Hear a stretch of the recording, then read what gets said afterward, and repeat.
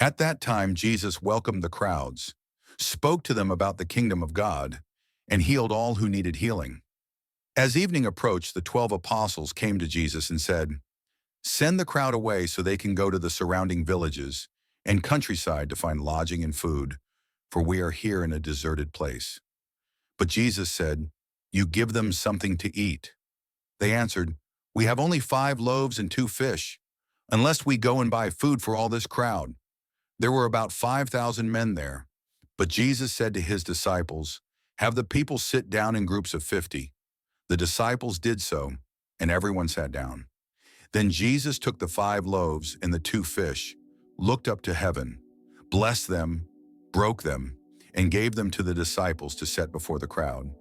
They all ate and were satisfied, and 12 baskets of leftover pieces were collected. The Gospel of the Lord.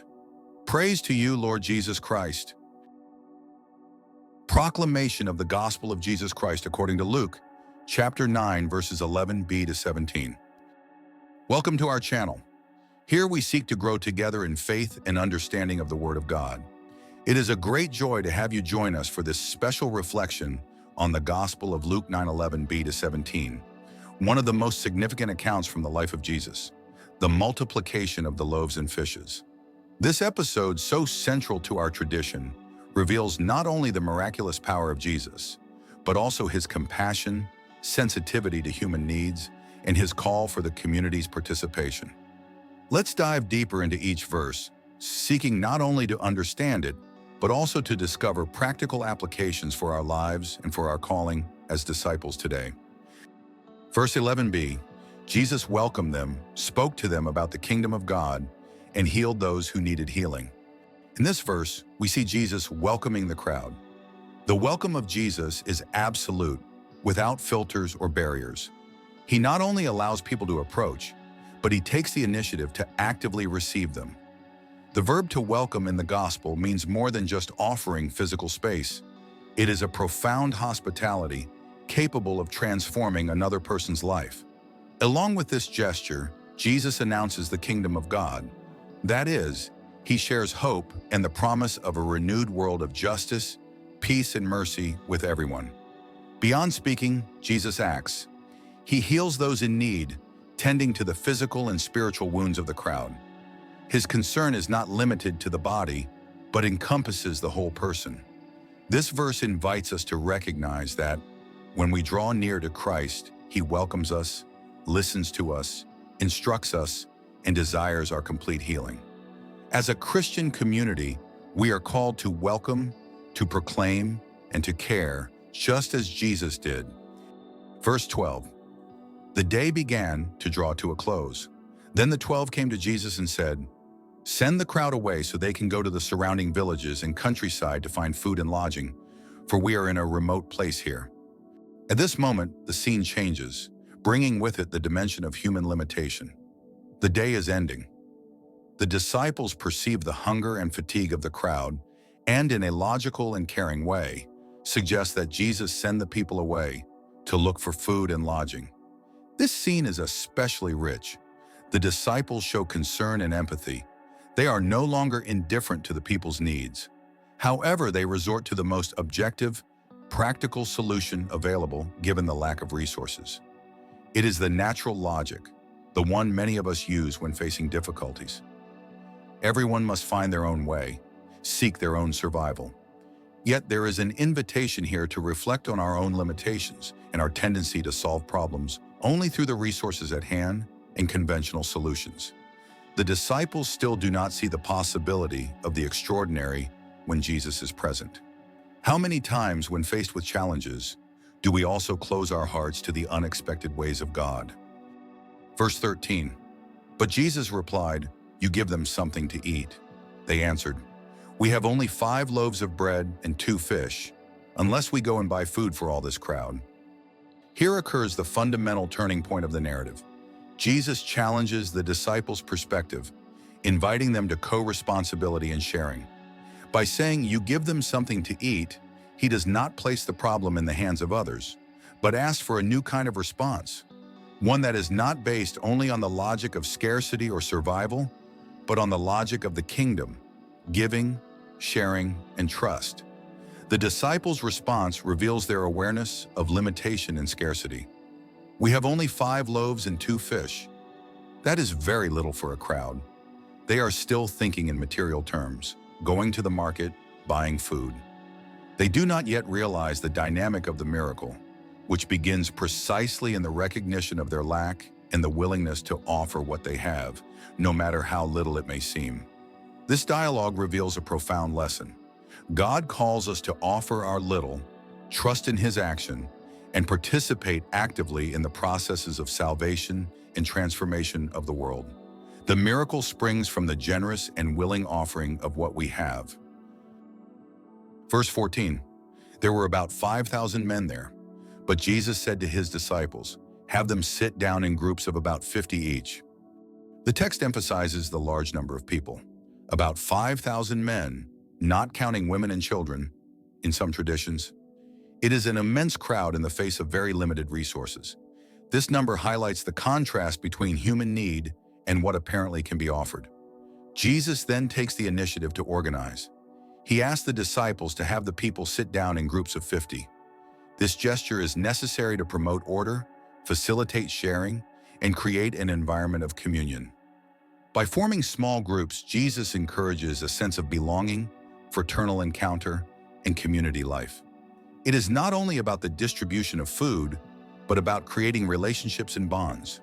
Beyond the practical aspect, this organization recalls the structure of the people of Israel in the desert, when they too were organized in groups during the Exodus, revealing that here a new Exodus is taking place, a new experience of radical dependence on God. Sharing generates communion, and miracles happen in community. Verse 15, the disciples did so, and everyone sat down. In this verse, we see an attitude of obedience and trust on the part of the disciples. Faced with an apparently strange instruction, to have the crowd sit down in groups, they do not hesitate. Trust in the ways of Jesus, even when we do not understand, is fundamental for us to live new experiences. Docility to the voice of Christ opens us to grace. By obeying, the disciples actively participate in the miracle. God's miracle counts on human availability. Moreover, the verse highlights that everyone sat down. Sitting around the table, even an improvised one, is a sign of openness to the gift. It symbolizes welcome and a willingness to receive. Gathering in groups is the prelude to sharing and fraternity. The gesture indicates that even before the bread is shared, it is listening and interior readiness that prepare the ground for God's action. Our faith is expressed in openness to welcome, obey, and trust before we see in order to believe. Verse 16, Jesus took the 5 loaves and the 2 fish, looked up to heaven, gave thanks, and broke them. Then He gave them to the disciples to distribute to the crowd. This is the center of the narrative and the miracle. Jesus receives the little that the disciples offer Him, 5 loaves and 2 fish, and from this, He works wonders. Before anything else, Jesus looked up to heaven. He recognizes that every gift and providence comes from the Father. His prayer is an expression of gratitude and filial dependence. By blessing, breaking, and distributing, Jesus anticipates the gesture of the Eucharist, the central sacrament of the Christian faith. He is the one who takes the little, gives thanks, blesses, breaks, and makes it reach everyone. The miracle does not happen magically. It passes through the hands of Jesus, through dialogue with the Father, through the blessing, and finally through sharing mediated by the disciples. In this step, we recognize the call to offer the little we have, so that blessed by God, it may multiply in service, solidarity, and spiritual nourishment for many. Jesus invites us to trust and surrender, to be available to serve, and to be a bridge in transmitting God's gifts to the world. Verse 17, they all ate and were satisfied, and the disciples picked up 12 baskets of broken pieces that were left over. The evangelist concludes with the extraordinary result. Everyone eats, everyone is satisfied, and there is still abundance. The miracle is superabundant. It not only meets the immediate need, but also reveals the generosity and faithfulness of God that exceeds human expectations. The leftover 12 baskets have deep symbolism. 12 is the number of the tribes of Israel, representing all the people of God. This means that in the kingdom, no one is left out. There is food for everyone, and there is still more to share. This abundance signals not just material provision, but the fullness of God's gifts, which never run out. The text also highlights the importance of gathering the leftover pieces. Nothing is wasted in the kingdom. What God offers is not just provision for the moment, but a source of hope, sharing, and mission for the future. The experience of the multiplication challenges the church and each disciple to trust, share, gather, and distribute, confident that in God's logic, a little becomes abundance when offered with faith and generosity.